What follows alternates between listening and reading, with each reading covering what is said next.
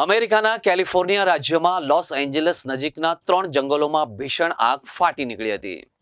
આગ પહેલા પેસિફિક પેલિડેસ ઇટન્સ અને હસ્ટનના જંગલોમાં આગ લાગી હતી અને પછી હવે રહેણાંક વિસ્તારોમાં પણ ફેલાઈ રહી છે.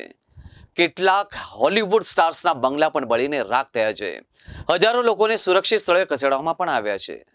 પેસિફિક પેલિસેડને સૌથી વધુ નુકસાન થયું હતું. અહીં આગ 1.5 દિવસમાં 3000 એકર સુધીના વિસ્તારમાં ફેલાઈ ગઈ હતી. આગના કારણે 30,000થી વધુ લોકોને તેમના ઘર છોડવા પડ્યા હતા.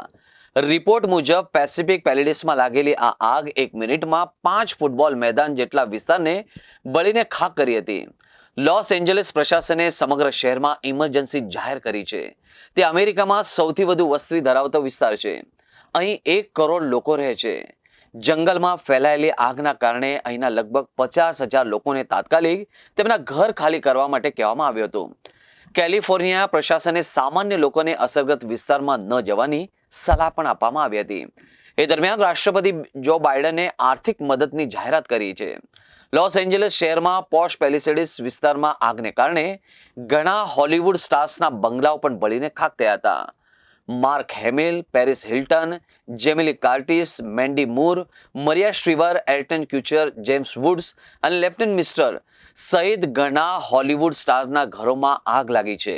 ઘણા સેલિબ્રિટીએ પોતાના ઘર પણ છોડવા પડ્યા છે.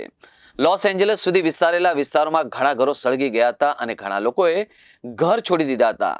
એક્સ પર આ ભયાનક ઘટનાના ઘણા વિડીયો વાયરલ પણ થયા છે અને ફ્લાઇટમાંથી રેકોર્ડ કરાયેલા વિડીયોમાં આગ ફેલાતી પણ જોઈ શકાય છે.